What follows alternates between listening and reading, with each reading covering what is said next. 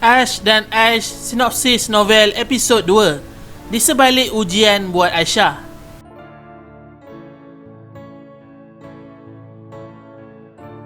Aisyah masih dalam keadaan trauma selepas apa yang terjadi pada dirinya. Dia risau jika dua orang lelaki itu datang mengganggunya lagi.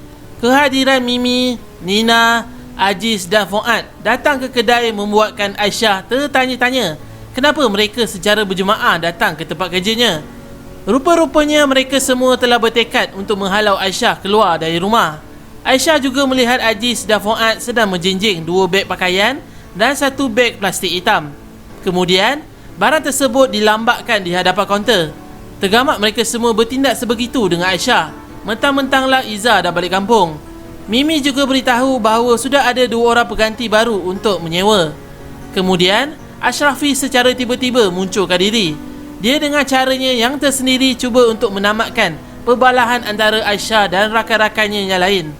Disabit kesalahan, Ashrafi boleh menelefon pihak polis kerana ada unsur-unsur ugutan dalam percakapan. Selepas itu, mereka berempat pergi dari situ. Ashrafi membeli 5 batang lollipop. Selepas buat bayaran dan keluar dari kedai, dia terlupa pula untuk mengambil lollipopnya. Dia kembali masuk ke dalam dan menjenguk, melihat Aisyah yang sedang menangis memeluk lutut di belakang kaunter. Ditinggalkan sebatang lollipop atas kaunter dan dia beredar dari situ. Sola memberitahu bahawa berada yang pakai hoodie itu yang memberi sebatang lollipop untuk Kak Aisyah. Aisyah pun terus membuka balutan lollipop dan terus disuapkan ke dalam mulut. Lollipop berisa coklat karamel yang sangat sedap dan secara tiba-tiba air matanya jatuh. Kalaulah hidupnya semanis lollipop ini. Aisyah pun meneruskan kerjanya. Pukul 3 pagi pula Ashrafi datang lagi. Dia membeli lollipop dan vanilla coke. Aisyah rasa pelik. Pukul 3 pagi pun melantak lollipop. Kali ini Ashrafi bertanya pula di mana arah tuju Aisyah selepas ni. Tidur di mana? Aisyah berkata yang dia akan merancang untuk mencari bilik sewa pada esok hari. Sebelum tu, dia berharap sangat pada tuan kedai supaya membenarkan dia menumpang tidur di kedai untuk sehari 2 sementara mencari bilik sewa baru. Munirah, iaitu anak tuan kedai, membenarkan Aisyah tinggal di situ, tetapi dikenakan bayaran RM50 untuk 1 malam. Nak tak nak, Aisyah terpaksa bersetuju. Keesokan harinya, bermulalah misi mencari bilik sewa. Sambil mencari bilik, dia juga bertanya di butik dan kedai lain yang mungkin memerlukan pekerja, namun hampa.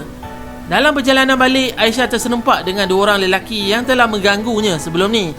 Nasib baik 2 lelaki itu tidak mengacaunya, tapi hati Aisyah tidak sedap.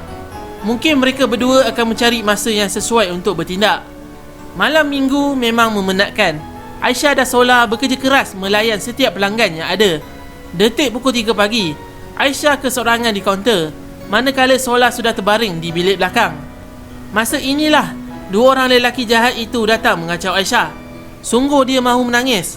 Dalam masa yang sama, Aisyah rasa bersyukur. Tepat pada masanya, Ashrafi datang dengan memegang sebatang kayu baseball dan membantu Aisyah. Joe dan Syah dalam ketakutan dan dia terus beredar dari situ.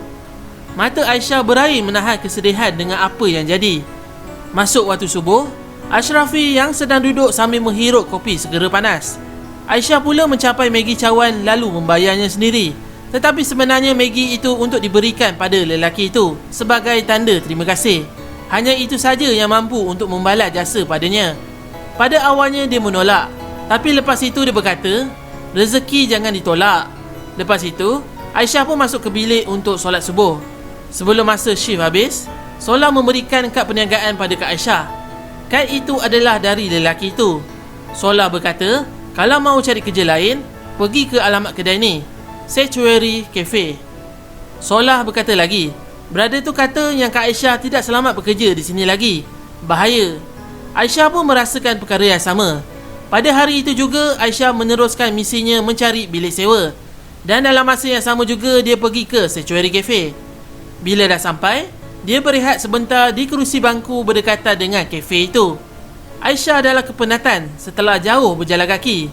Tiba-tiba dengan terkejutnya, Ashrafi datang menyapanya dan dia terus mengajak Aisyah masuk ke dalam kafe. Dimulakan dengan pengisian borang permohonan kerja. Ashrafi meminta IC tetapi Aisyah seperti blur. Dia boleh tanya pula nak buat apa dengan kad pengenalan. Ashrafi berkata balik, nak kerja sini kan? Aisyah tarik nafas dalam-dalam dan selesaikan apa yang lelaki itu mahukan.